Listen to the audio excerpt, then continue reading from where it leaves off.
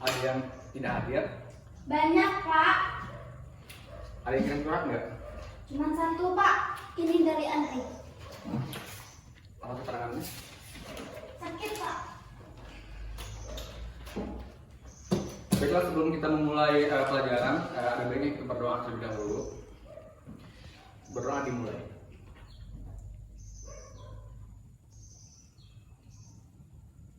Selesai.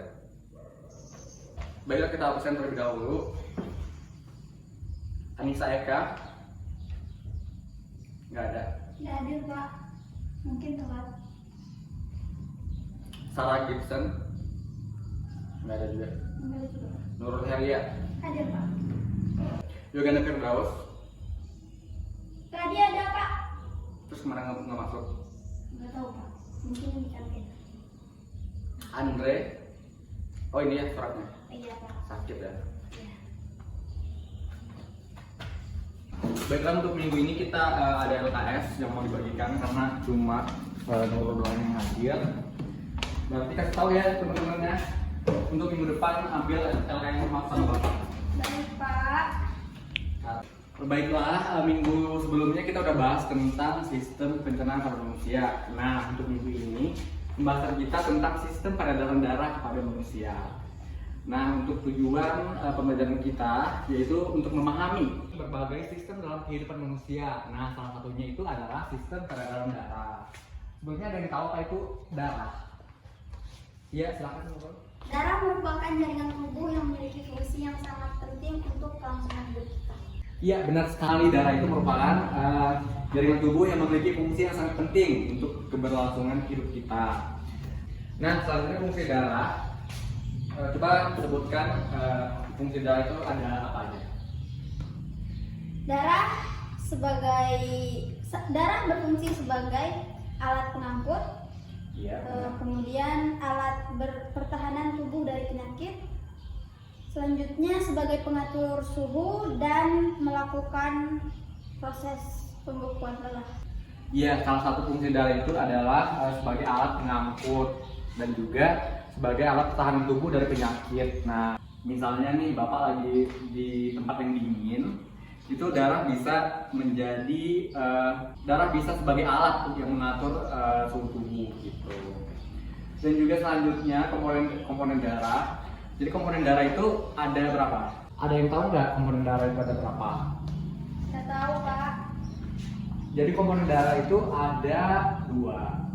Yang pertama itu ada sel-sel darah dan juga ada plasma darah. Nah, untuk sel-sel darah itu terdiri dari tiga. Ada sel darah merah, sel darah putih, dan juga keping darah. Nah, selanjutnya kita masuk ke alat peredaran darah. Nah, di sini Bapak sudah siapkan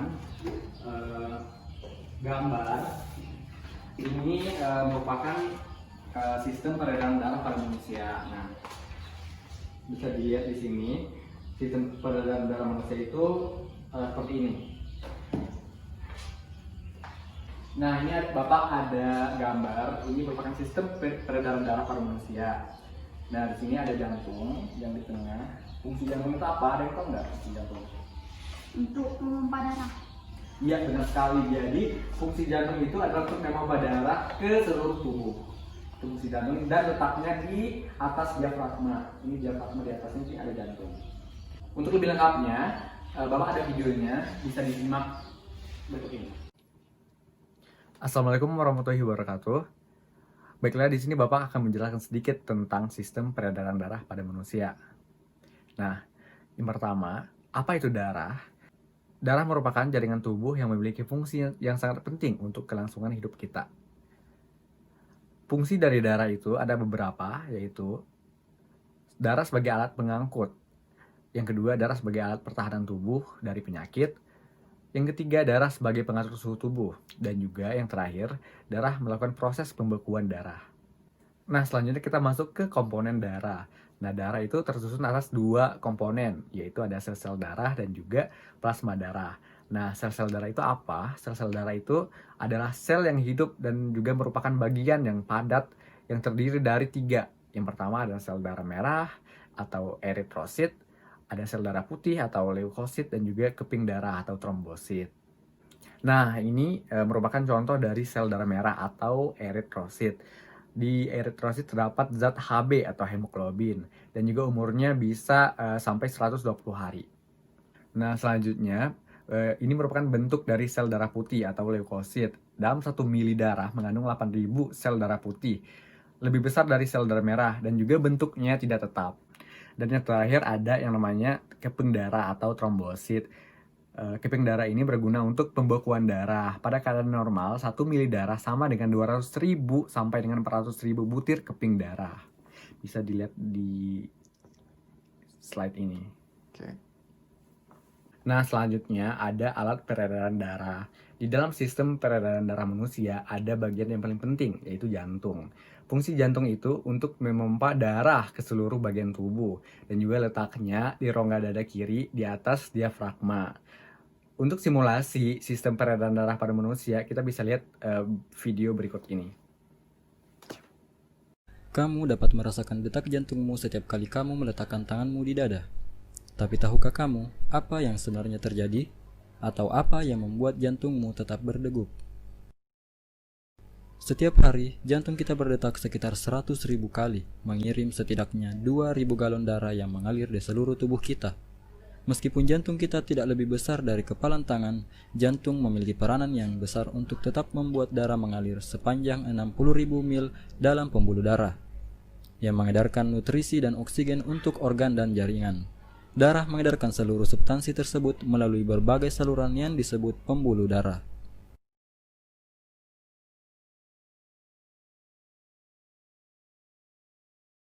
Pembuluh darah meliputi arteri, vena, dan kapiler. Untuk membuat darah mengalir ke seluruh tubuh, kita memiliki sistem pemompa, dan jantung adalah pompanya, di mana jantung tersusun atas otot yang memompa darah ke seluruh tubuh, berdetak sekitar 72 kali per menit sepanjang hidup kita. Jantung manusia memiliki 4 ruang: atrium kanan, atrium kiri, ventrikel kanan, dan ventrikel kiri. Jantung memiliki 4 katup, yaitu katup trikuspid, katup mitral, katup aortik, katup pulmonik. Katup ini merupakan katup satu arah. Darah menjadi kaya oksigen dengan menyerap oksigen di dalam paru-paru. Jantung mulai bekerja ketika darah yang kaya akan oksigen terbawa dari paru-paru menuju ke atrium kiri melalui vena pulmonalis. Saat atrium kiri berelaksasi, darah akan terpompa masuk ke jantung. Saat atrium kiri berkontraksi, secara bersamaan ventrikel kiri akan berelaksasi. Atrium kiri menekan darah menuju ventrikel kiri melalui katup satu arah. Ketika ventrikel kiri berkontraksi, darah akan terpompa menuju aorta, di mana darah yang kaya akan oksigen dialirkan menuju bagian tubuh lainnya kecuali paru-paru. Darah yang kaya akan oksigen mencapai seluruh tubuh melalui pembuluh darah yang disebut dengan arteri. Pembuluh darah akan bercabang menjadi kapiler, yang selanjutnya akan menjangkau berbagai organ yang berbeda di dalam tubuh. Selanjutnya darah akan terdeoksigenasi, lalu pembuluh darah kapiler akan bercampur dan menuju ke pembuluh darah yang lebih tebal yang disebut vena. Vena akan membawa darah yang miskin oksigen menuju jantung. Pembuluh darah yang membawa darah yang miskin oksigen disebut dengan vena cava. Darah yang miskin oksigen dari seluruh bagian tubuh memasuki ruang bagian kanan atas dari jantung yang disebut atrium kanan. Atrium kanan akan berkontraksi dan memungkinkan darah untuk mengalir menuju ventrikel kanan melalui katup satu arah.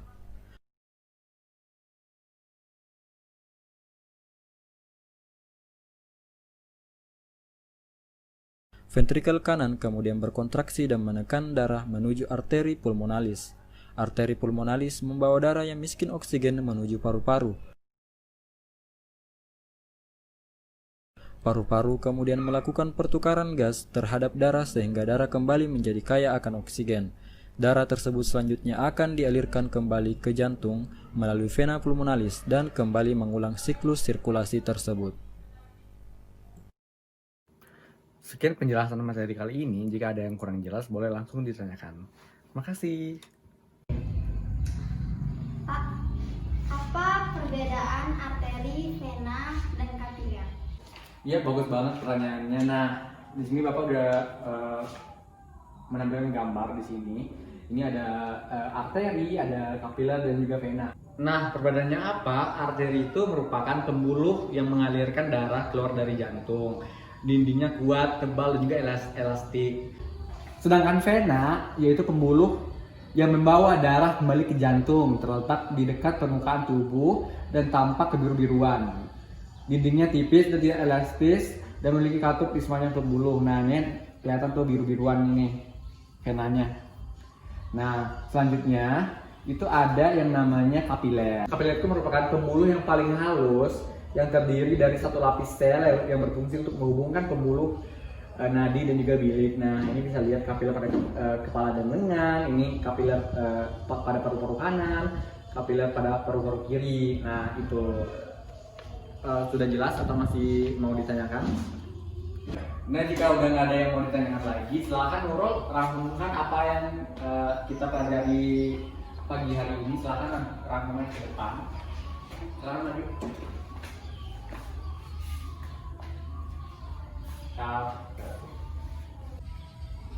Darah merupakan jaringan tubuh yang memiliki fungsi yang sangat penting untuk kelangsungan hidup kita.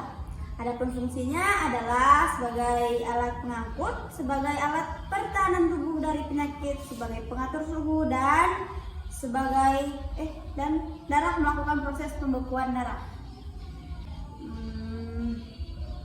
Komponen darah ada dua, yaitu sel-sel darah dan plasma darah. Kemudian sel darah adalah sel yang hidup dan merupakan bagian padat, terdiri dari sel darah merah, sel darah putih, dan keping darah. Dan jantung adalah salah satu alat peredam darah. Salah satu. Jantung merupakan salah satu alat peredam darah yang menjadi Jantung merupakan salah satu alat peredaran darah yang fungsinya untuk memompa darah ke seluruh tubuh. Terima kasih. Nah, baik, untuk selanjutnya kita ada kuis. Jadi untuk soalnya ada dua, itu harus cepet-cepetan, langsung dikumpulkan di depan. Silakan untuk bukunya dimasukin ke laci atau kertas. Nah, untuk soal pertama, sel darah yang berfungsi dalam proses pembekuan darah adalah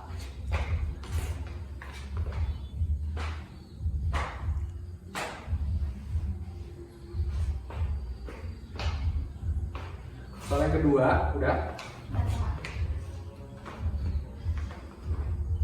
Coba jelaskan fungsi darah adalah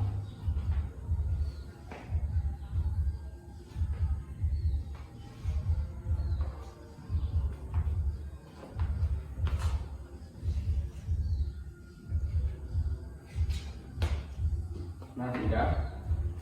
Jika udah selesai, silakan langsung dikumpulkan di depan.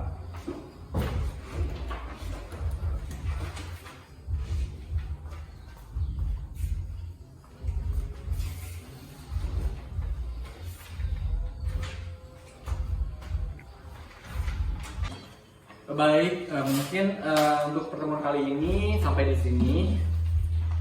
Untuk minggu depan, silakan kalian buka bab 3. Nanti kami melakukan materi dari bab 3.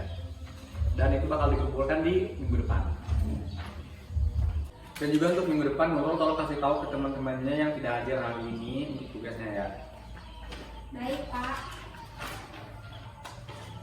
Mungkin cukup di sini. Bapak tutup. Wassalamualaikum warahmatullahi wabarakatuh. Waalaikumsalam.